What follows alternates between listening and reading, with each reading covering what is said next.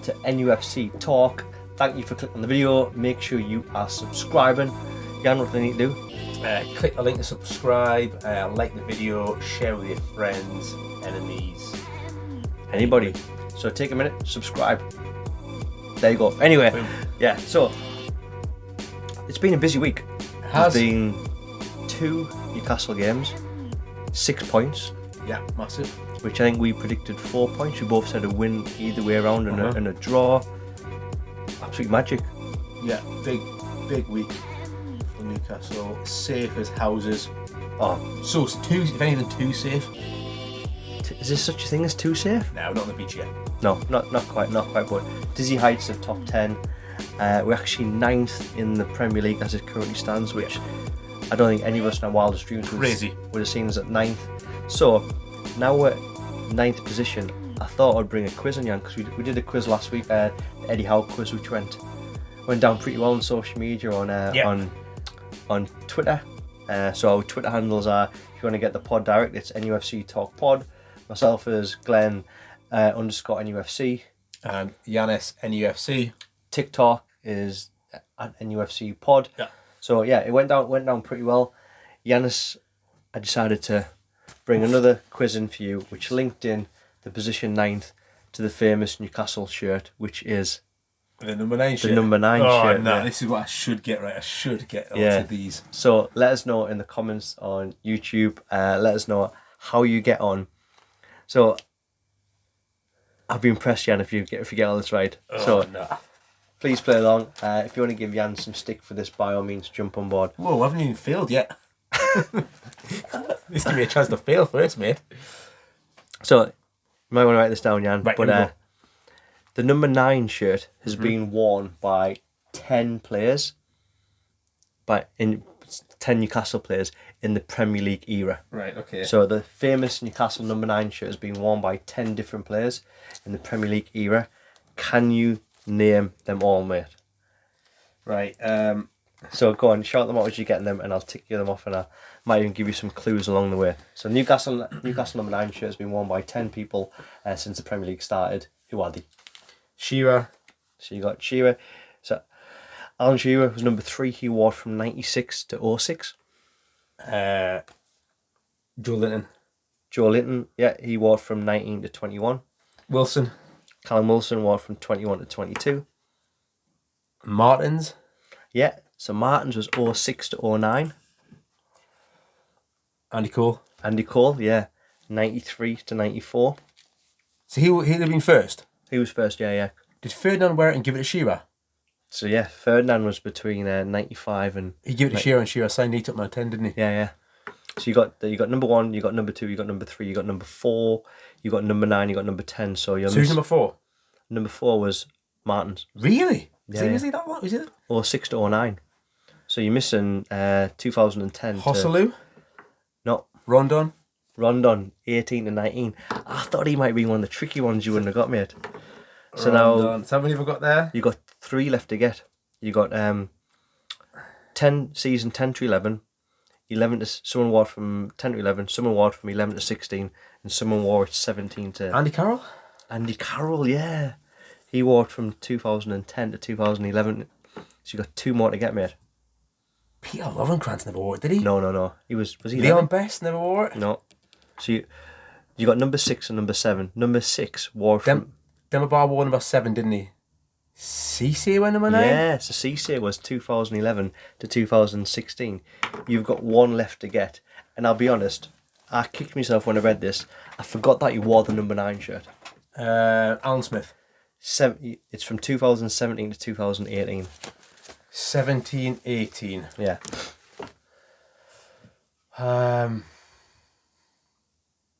Not Jose Perez, surely. He didn't wear number 9, did he? No.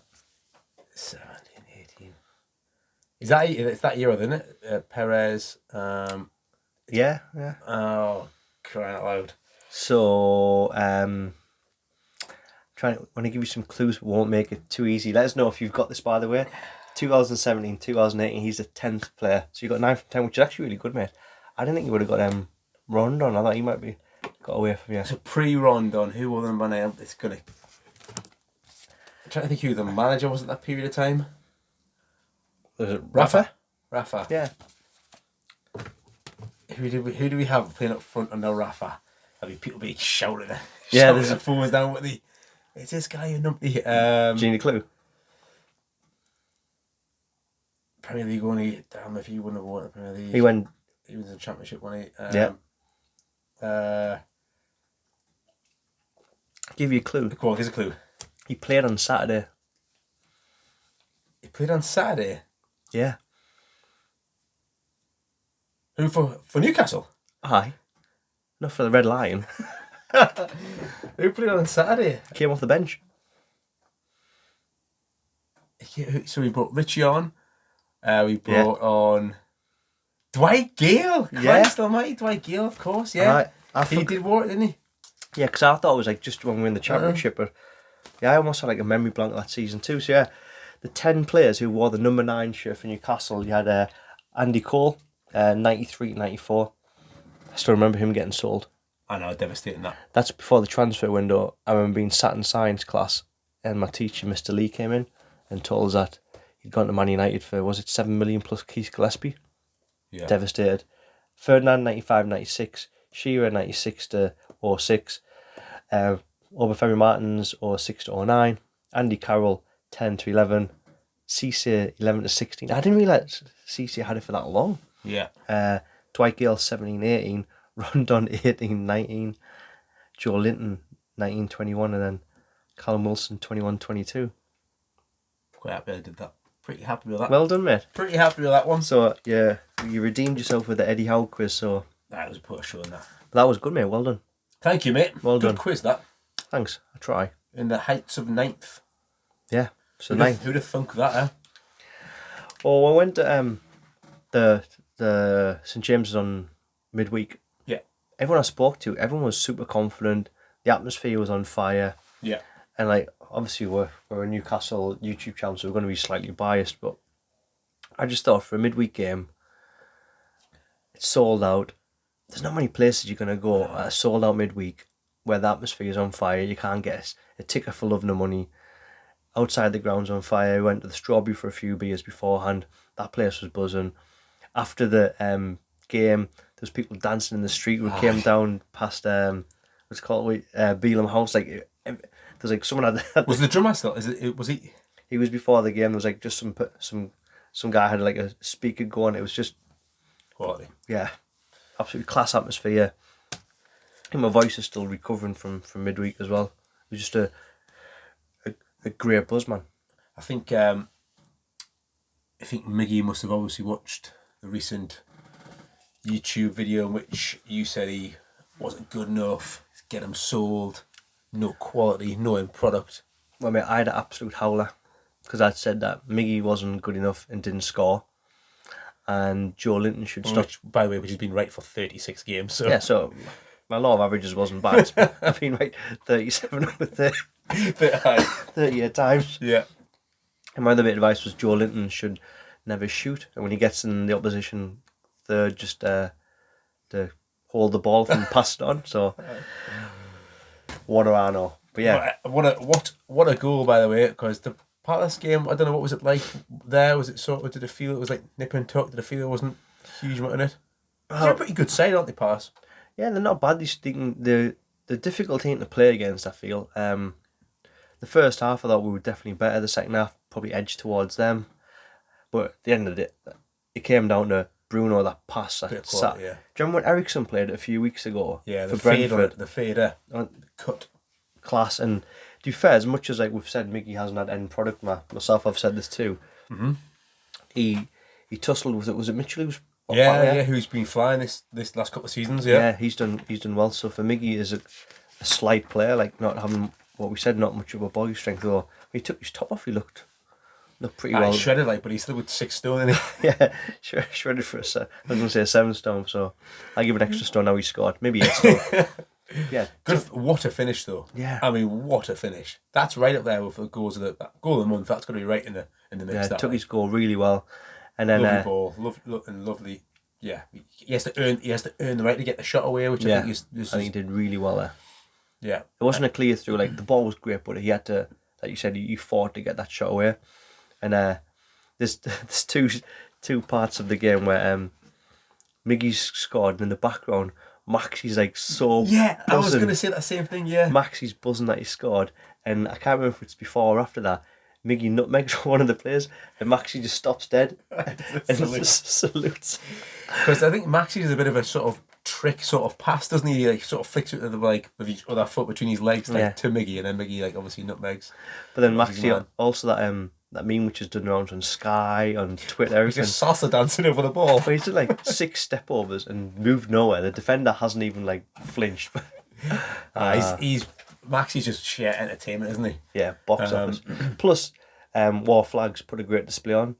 The number 10 and the Maxie one, that was class, and I think that was great because I felt like Maxie probably felt he was getting a bit of shit from Newcastle fans. Yeah, and I think for some people, he maybe don't see what he brings and just see him as wasting the ball. And I know you've been one of his biggest fans because he does bring that outlet to Newcastle, which the player can do. So I think it was just.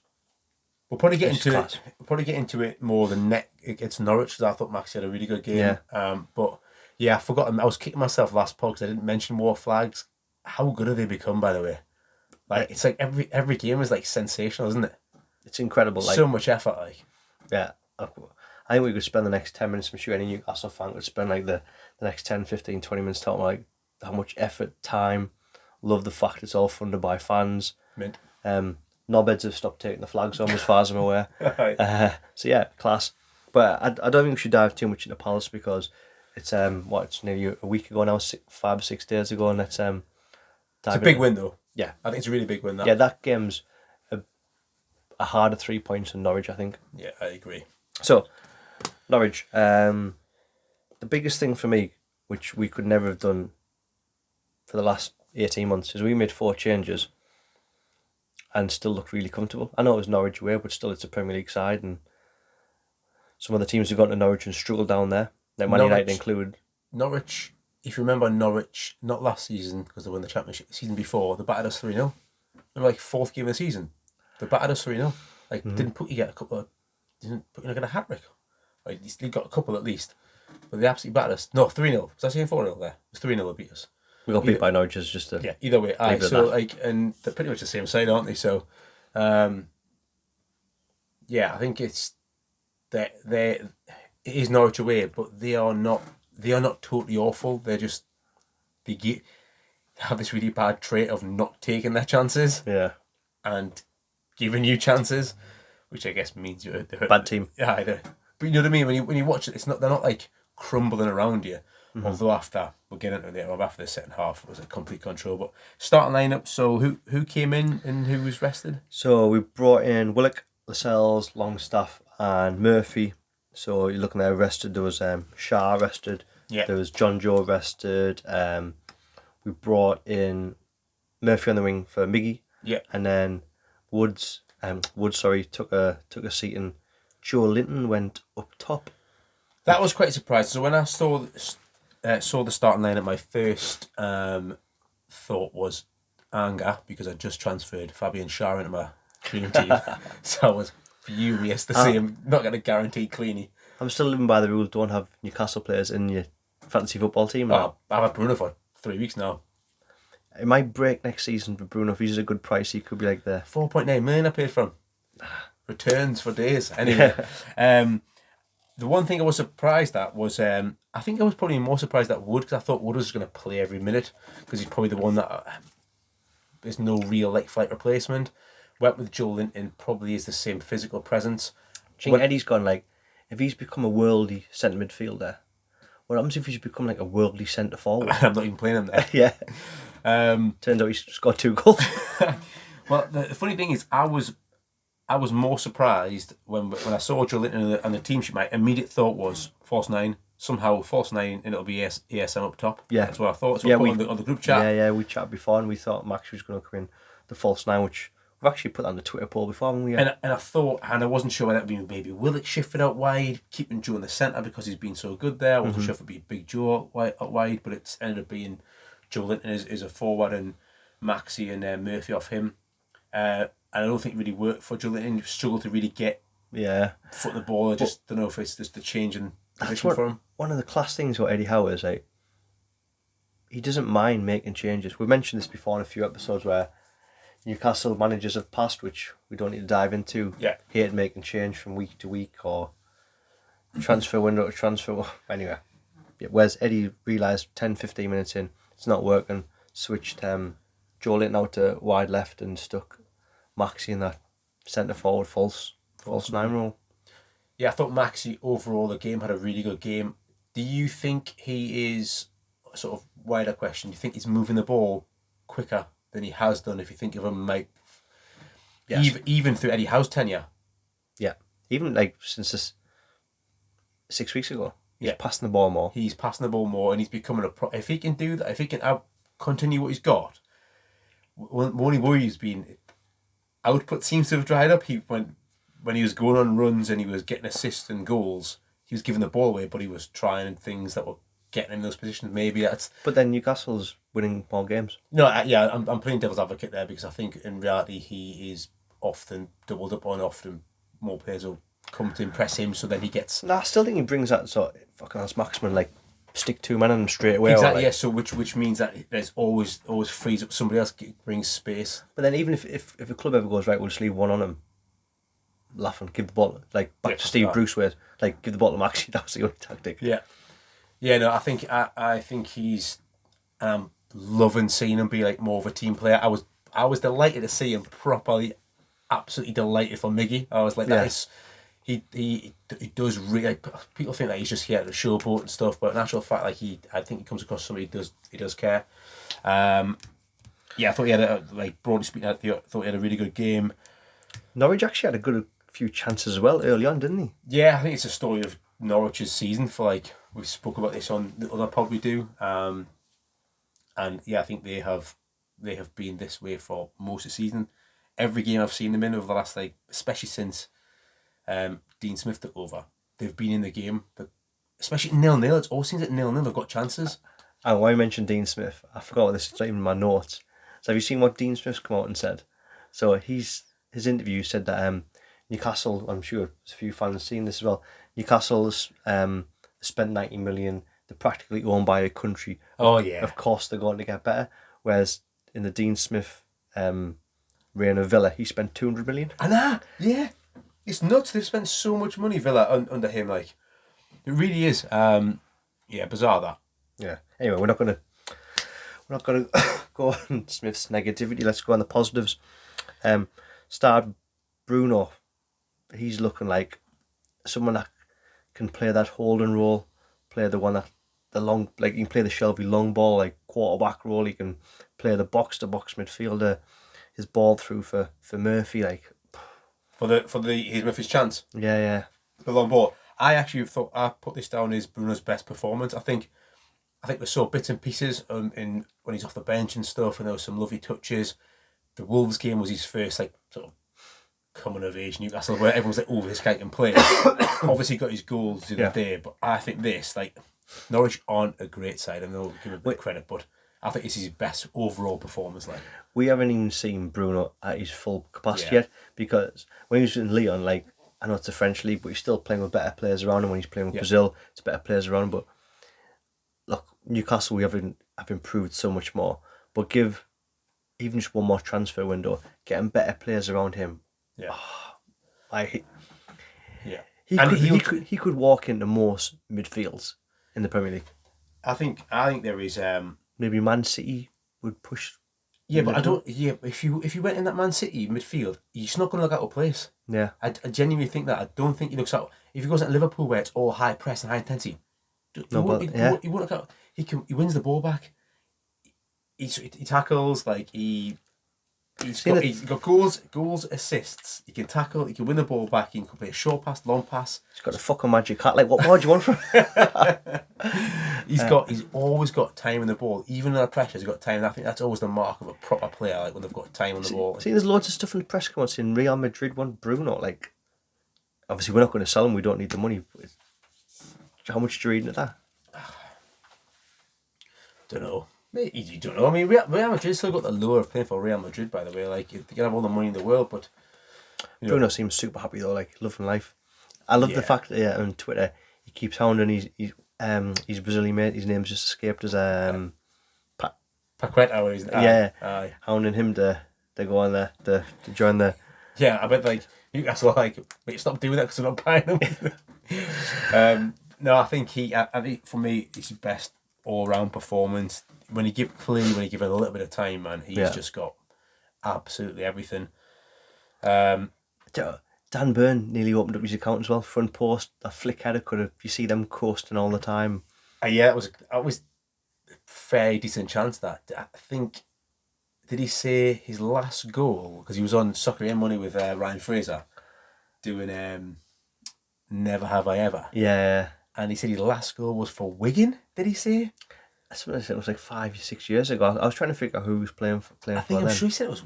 I was like, did he even play for Wigan? It's like that must have been yonks ago. But for a big guy, that's actually not a great return. If you think of goal scoring like centre halves, like the pinnacle is obviously old Bruce. 19 was it 19 from centre back of that? 19 goals in one season, centre half. Yeah, like there's players like John Terry, Gary Cahill. I was like, you think someone who's 6 foot? Was he 6'7"? 6'7". You think you get a better return? Not? Should get on the phone to Peter Crouch and Steve Bruce, combine that together. Like, anyway, there you go. The goal, the Joe goal, probably. Yeah. So this is where Kraft and Willock actually linked up really well. In the corner. Nice ball over top from Longstaff into the space. Yeah. Give him a bit of a... Brought it into the middle. Joe Linton went against my advice and actually took a shot. God, I had a howl of that last week. Though I did predict the win. But yeah, Joe Linton took his goal really well. Yeah, really good finish. It's actually a really nice goal. I know it's not a great pass from ASM and it kind of finds his way. Mm-hmm. In fact, did he get an assist? I've just said his assists have dried up. Yeah. I think it was a nice ball over top from Longstaff. It was decent play from Kraft and Murphy. Yeah. And it shows like a little bit of ingenuity, a bit of spark, not just to hump it in the box. And then obviously comes out to Big Joe, who just swings his big club foot at it and straight to the top bins. It's a brilliant finish, by the way. Yeah, class. And then he got his second goal. A few minutes after that, Bruno ball through again for Murphy. Yeah, it's a lovely Murphy and Willock linked up for this one, and then Big Joe's there the back post. What do you reckon? Because 40 million, he's looking cheap now. What's his value now? Do you reckon? Who? Joe Linton. Or even Bruno. I mean, Bruno's value. If you think of Bruno being 24-year-old, took the Premier League like he's been playing it since he was like 15, man, like. Yeah, I mean, 40 million for Bruno looks an absolute snip now. Like, he could really be like Newcastle's David Silva. Yeah. Like, I don't mean like being that, like having that output because Silva was unbelievable. But like, I mean, the team could go from being where it is now to being Champions League winning, like Champions League competing sort of side in like a 10-year period, and he could be playing the whole time. He could be like linchpin the whole way. Like 400 appearances, whatever. That's that. Like, just when you see the team evolve, you think you're going to leave behind. Probably going to leave behind everyone else. I love Maxi, but Maxi's probably going to left behind like. Maxi's got natural talent. If he can get the rest can get coached in, so yeah, I do believe he could be part of it. By the way, like the Pep took Sterling from being this like tricky young skinny winger, being this like lethal goal for it. Predator. Yeah, like I know I agree with that, but the one player you'd say that could. You wouldn't have got a place in 5 years' time when Newcastle maybe gunning for Champions League football and in the top 3 or whatever. We're in the Premier League, probably champions of the world, probably win the World Cup somehow. Back to back. Yeah. Back to back Premier Leagues in the same season. Yeah. He could well be. I don't think he looks out of place in that squad. I think he's that good. Mm-hmm. I was thinking because one of the lads on our group chat was like sending like. All the points of how good he is, and I was trying to think like I used to love Cabaye, but I don't think Cabaye is like anywhere near like that. And I was thinking like, immediately when I saw him first was Everton when he came off the bench. I was like, "Oof, this guy looks like the best since Cabaye." That we can now say more than he's the best player in the midfield since Cabaye. We can now move that metric from beyond Cabaye to like that's where are you going to? I don't know, like the Rob Lee's in yeah. there, yeah. There's some people saying he walks into Newcastle's greatest ever team. I don't know about that. Like he's only been with us for probably, and Pedro might have a few to say on that. Like, but yeah. I mean, Gascoigne will probably be kicking about as well. So it depends what formation you play. If you're playing Eddie Howe, the 4-3-3, would you 3 in the middle? I'm playing Gascoigne. I don't care. I'll lose every game. I'm playing Gascoigne and Pedro. Dear Barry, I'll stick him behind. He'll do a job. But I think he generally really could be like a. How much is he worth, Jane? He's probably had a 20 million of his. By the end of next season, he's £100 million player. Like. Yeah. Which is mad to say. Mad, but I think that's what it is. What's Joe Linton worth? Probably 4 million. probably won't be. He's just got his money back. He's got his money back. Yeah. Joe, I was delighted for Joe Linton, by the way, because he's a proper cult hero now, isn't he? Yeah. Because I was starting to see maybe limitations in him in his midfield game, passes going astray and stuff. But like, you can't argue him because he's put such a shift that he wins so many balls back. There was that Declan Rice meme of like players that have got like over 30, and it was like interceptions, tackles. Yeah. There's only 2 players in the Premier League who've got all these stats over 30. Declan Rice and Joe Linton. Yeah. And Joe Linton's only been playing centre midfield since December. Yeah. When there was a strike. Yeah. And Declan Rice, people say he's like 120 million. So does that mean Joe Linton's worth more than that? If he's done it half the time? I don't know. I think Joe Linton's probably he probably is his value now. Yeah. Yeah. Do you know what I mean? He probably is like now. He no longer is like a laughing stock. I mean, and I held my hands up weeks and weeks and weeks ago and said I got it absolutely wrong. I couldn't see a player. I always seen somebody who had a poor touch, had no pace, couldn't see a pass. I was listening to a podcast. It wasn't a Newcastle one. It was just a general football one, but one of the big ones, where one of the pundits said that Joe Linton has gone from being the worst player in the Premier League when he was playing centre forward, because of his return, his output, his value, has gone from being the worst player in the Premier League to one of the best players in the Premier League. And this was from a non-Newcastle supporter who wasn't biased to say from the worst player to the best player. And they were asking, like, has there been another player that's transformed what he's done? Yeah, has there been a bit of transformation like in a player? I can't remember one. To change position, like literally in the space of, it wasn't even weeks, it was like you went on the pitch as a forward and you got told after 10 minutes, like, you're playing centre mid now. Yeah. There's players that like get to their potential. Take like Salah. I remember Salah being like that when he had that baldy head at Chelsea. Thinking, well, he looks like a player. I was thinking this before, like what the players have transformed to this sort of like world class level. And Salah, KDB, when he was at Chelsea first, yeah. And they're the only ones that came to mind where I couldn't think of like KDB's probably one even probably you're probably right. He's probably more impressive than Salah because I look at Salah thinking he looks like a player. I don't know why they're getting rid of him. Because did KDB go to, was it Wolfsburg? And then came back over to the Premier League. Yeah, he is like he's something else. Like he's my favourite player to watch in world football at the minute. Joe Linton? No, not that KDB. But obviously over Bruno. Wait. But by the way, don't unsubscribe. Wait till KDB comes full on head to head with the midfield maestro that is Joe Linton. Last time City played Newcastle, was he a centre forward or? That was over the Christmas period, so yeah, he was just transitioning now. Now he's a proper midfielder. But no, I think I can't put. I don't know a player that has had that level of like just gone from so shit to like so good. Like it's not even like he was pretty good and now he's brilliant, or he used to be alright and now he's decent. Like he used to be terrible, couldn't do anything. Looked like he wasn't even a football player. But I think it pays some sort of credit to Joe Linton's mental strength, because there's no way he couldn't know like he was getting shit off all the fans and the pundits and people. It's horrible. It was almost like a laughing stock, which is a horrible thing to say. And like a lot of Newcastle fans have probably gone, "Oh, Joe Linton, how'd you miss that?" Or he hasn't scored, or he's wearing our number 9 shirt. To now, like people love him. Like they're like getting flags and shirts and everything made about him.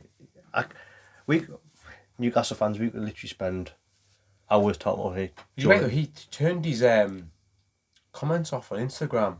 Did Remember that? Like in his first season, like halfway through the season. But because you just get absolute pelters.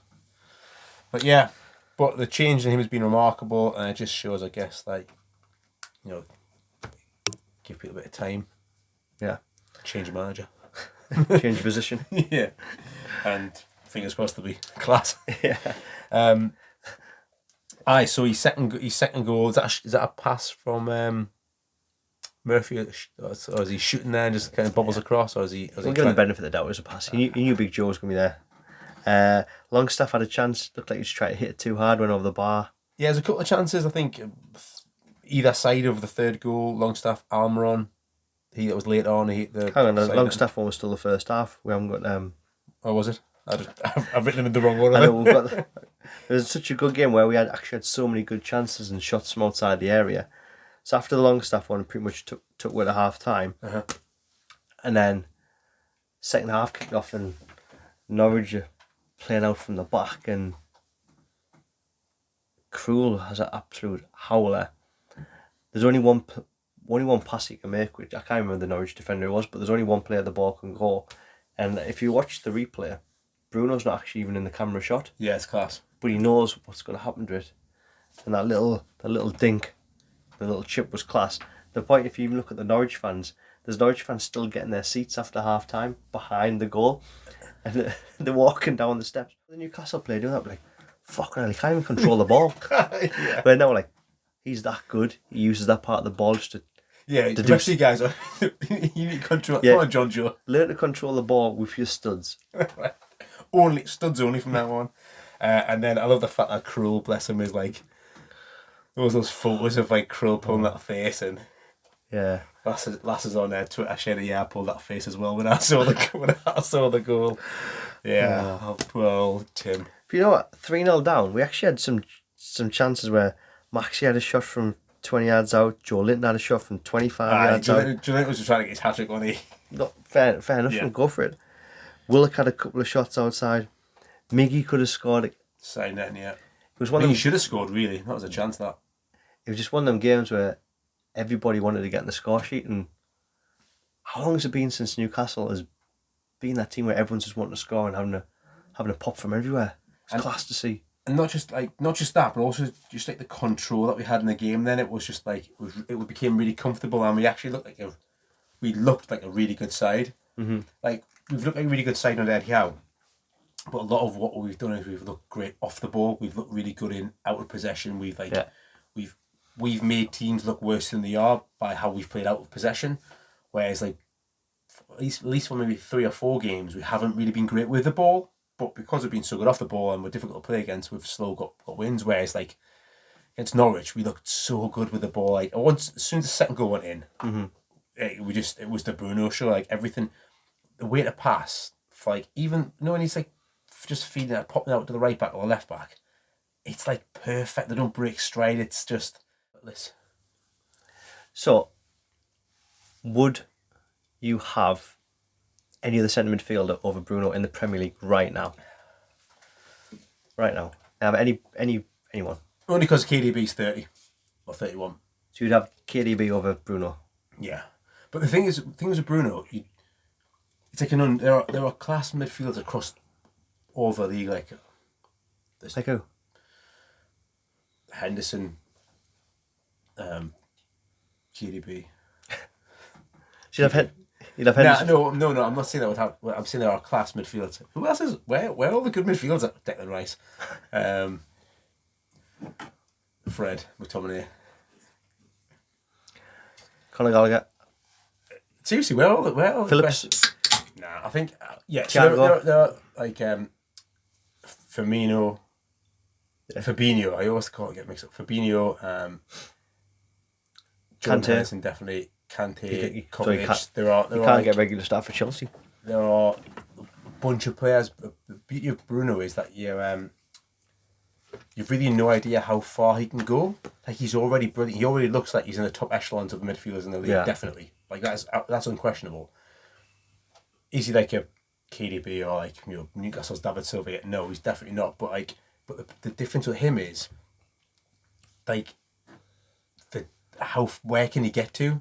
that's a total unknown. Like when was last time we had a player that, first of all, you thought could go right to the very top of football, and secondly, we could also keep him while he's there. Like that's been like certainly like 20 years ago. When was the last time you saw a player leave where you're like, oh God, I wish we could have hung on to him? Like loads, like Demabar, Remy, Cabaye, like there's like loads of players that you think like if they just stayed here for a couple more seasons, where could have like look, Remy was amazing, but then just left after like 10 minutes. Came, scored some goals and left. But I was like, you never wanted a player to get too good.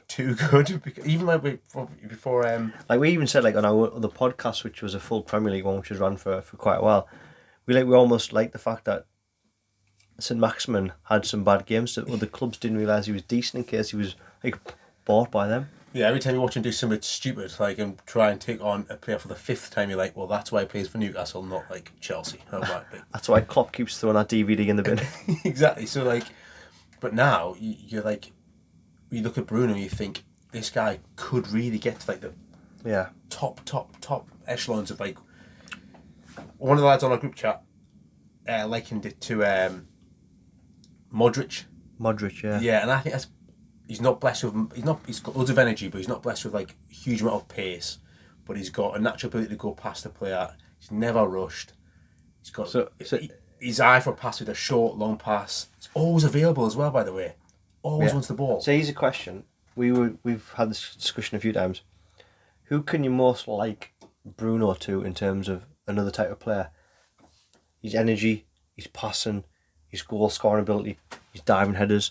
Who do you think Bruno's most like in terms of other players? Because we had one of our friends mentioned Modric, and that is a good shout. That, and I said go a few more years, and some of the other people in the group I was like maybe Brian Robson in terms of like his work ethic and scoring ability, and I think it could be great. Yeah, I think that's would you take? There are very few players I think I would be swapping them out for because you just don't know where you can get to. But yeah, I think it was the masterclass for him in the second half. Smoothly bringing my other pen now. Managed to throw that on the floor in case. Yeah. Oh, did you want my pen? Yeah. If it was just a podcast, I wouldn't be noticed, but like the YouTube just randomly saw me launch my pen. But one last point before we go on to looking ahead to Liverpool. I think this run of games is finally getting Eddie Howe the recognition that he's due. Yeah. Because the January run, the 9 games unbeaten, there was so much focus on we've spent money. Anyone who's going to spend 90 million is going to improve a team. Whereas now, we've got some games where they weren't necessarily easy wins, they were like ugly defeats. Ugly wins where the Wolves won, for example. Like the Palace was a 1-0 getting it over the line. Like Leicester were all the ball. Leicester, Norwich, like them games where we're constantly winning every week right now. That's not just marquee signings or star players. That's team spirit, and I think Eddie Howe's now starting to get. You see from other pundits, social media accounts, they're starting to show like the Eddie Howe, the pod, not just Newcastle fans, like the Eddie Howe stats and facts, like why Eddie Howe's done such a good job. Yeah, I think one thing is worth pointing out as well. The beauty of where Newcastle are as a club, in a sense that players know for a fact if you are not at it, you can be out the door because there's money to spend. Yeah, it means that there isn't nobody on the beach because you're playing to be part of the project for next season. Totally. So whereas like Brighton might be on the beach, Southampton maybe whatever, like all these other clubs. Let's just focus on. Be fair, if they've got Europe to look at. Yeah, but there's probably about 7 or 8 clubs that aren't getting relegated and aren't playing for anything. That players are naturally just taking their foot off the pedal because like the drive isn't there. Whereas with Newcastle, it's like if you want to be part of this, so you got. Sorry, go on. I was going to say that if you listen to the Eddie Howe's comments about Isaac Hayden, he was asked in the pre-match press conference for the Norwich game. He was asked whether Hayden had a feature, and he said that he's been a good player for the club. He's been a wonderful professional through his rehab and everything else. We'll get him back fit. We haven't seen much of him. We'll assess him. And I was like, a player that has been like loved by the fans, has been a bit of a cult hero. with the kind of the level of ability he's got, he's basically been told he may have a future, but he's going to have to show us he's worth the future. And like that's sending such a message out to everybody that like you got to play for it. So we've got 4 games left. Fair enough, Burnley's the last game of the season, which could actually be a really good game depending on Burnley's situation. Yeah. Next 3 games is going to show us where some of the players really are. We have Liverpool at home, Man City away, Arsenal home, Yes, Burnley away. That's one I go to. All 4 games are huge. For Newcastle, it'll be players playing for their position next season. Yeah. Obviously, City, Man United, City, Liverpool, we could decide the title. Yeah, could be kingmakers. I like that. Arsenal, we have a say in the top 4. Yeah. And Burnley, potentially have a say in relegation. Yeah. So every single team is going to be coming to us to win.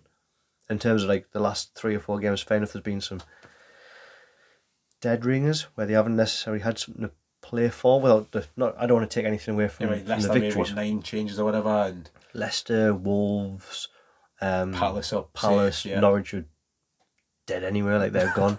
It's like, you know that Simpsons advert where it's like, the Simpsons episode was like, it's already dead, leave him alone. And it's just still getting kicked. Actually, I've never looked at it from that point of view. Obviously, I looked at the title race, but I never looked at the fact that over the 4 games, everyone is playing for something. Yeah.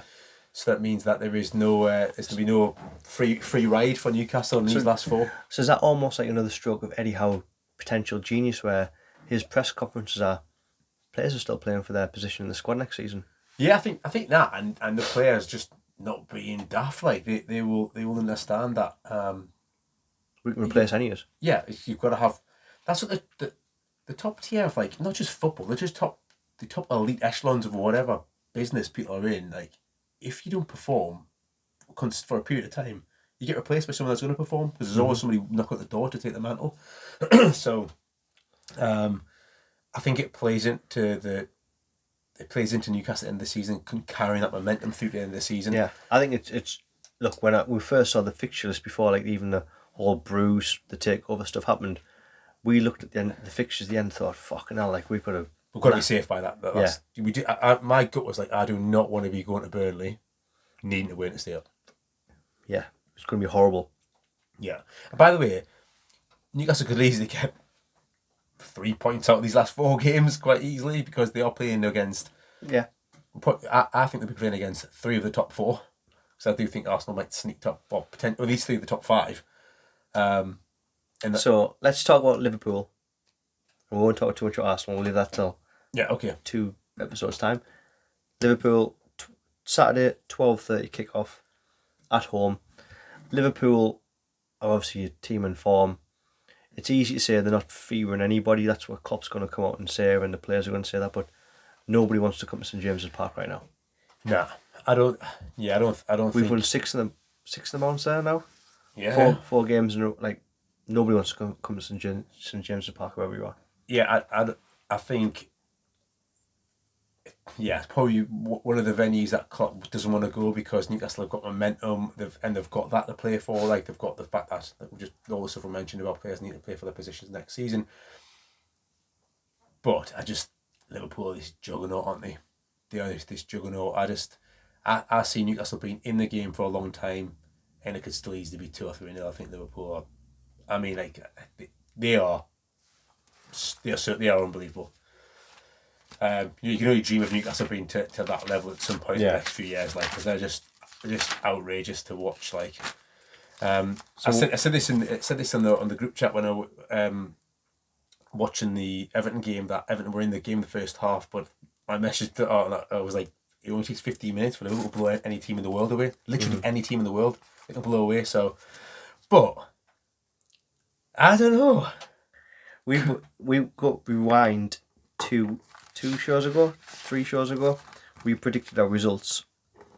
Leicester, Palace, Norwich out the way with. Liverpool, we both said Liverpool win. Mm-hmm. I suppose heart on our sleeve as Newcastle supporters, like, we can beat anyone. Like, well, he's rested players, so you'll be bringing in, like, pretty sharp. He'll be going full hog. I'm more excited to see Bruno and Joe Linton, which is mad. Bruno and Joe Linton against the Liverpool midfield to see really where they're at. Yeah. 90 minutes, Bruno versus all of them. Yeah, Bruno versus. No, it'll be interesting. It'll be a step up because what the Liverpool midfield three does, like whoever they are, does really well. It's just absolutely swarms the ball, and there's so much pressure on the ball all the time. The best players want to play against the best teams. Bruno's going to get the opportunity to play against two of the best teams in the world over the next 10 days or whatever. Yeah. It's going to be a good challenge. No, I think that's a game now you can look forward to. There's no pressure on Newcastle, like, you know, it's safe. I was going to say it's actually exciting to see us go against Liverpool, to see, like, let's go and see where we are. Let's go and see how far we can push them versus. Let's just go and see how many we don't get beat by. Yeah, I know. Yeah. Go on then. Score prediction.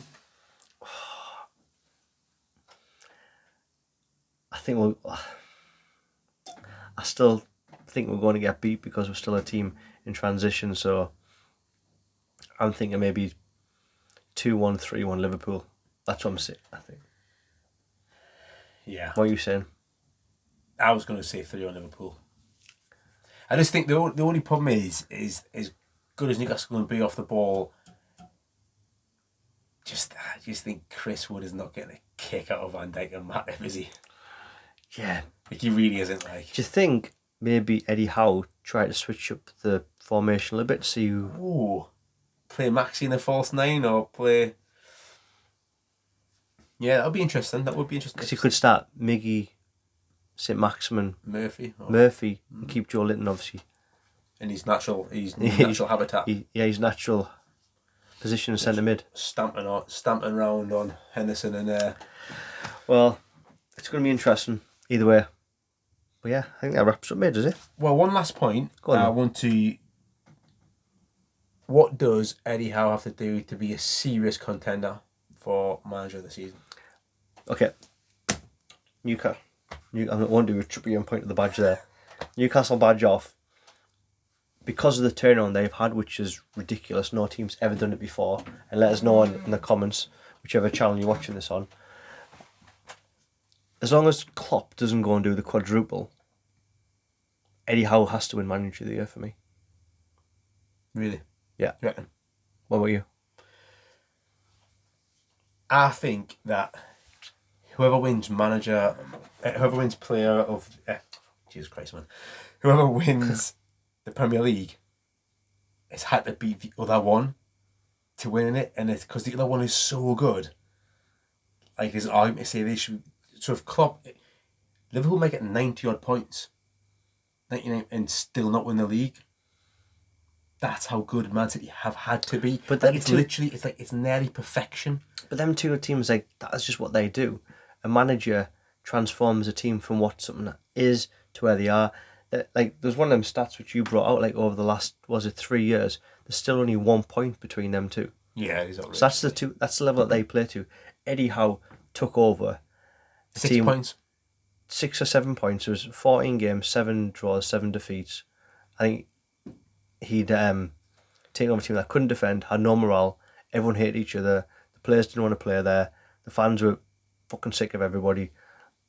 He's got to be in the shout, like. He's got to be in the... The only other ones I thought of was potentially Moyes, but West Ham's dropped off now. It needs to be Champions League football for Moyes. I thought Bruno Lage was doing a good job at Wolves, but they've dropped off now. So it's got to be between Klopp, Pep and Eddie Howe. But Klopp and Pep's done the same job, which is still exceptional, whereas Eddie Howe has actually made a huge change. But you're listening. Pardew won it, didn't he? Pardew won it when Newcastle finished 5th. Yeah. Remember? And arguably, like, this is a better achievement from where we were. Like, it arguably is. Well, it was massively stated. Like, we've done something which no other club's ever done before. Anyway, let us know your thoughts. Yeah. Do you think Eddie Howe is up for manager of the season? I'm saying yes. Jan's is saying... Just give it to Bruno, man. Lad. He's so good. Give it to Bruno. Look, he's so good, son. You'll get manager as well, mate. Anyway, thank you very much for downloading. Thanks for subscribing. If you haven't already, please smash the subscribe button on YouTube. Sorry, you can get us on Twitter, you can get us on TikTok, you can get us on. So I'm on Yanis NUFC, Glenn's on Glenn_NUFC, the pod's on at NUFC Talk Pod, TikTok is at NUFC Talk Pod. That wraps it up. Thank you very much. Have an incredible week, and let's look forward to the Liverpool game.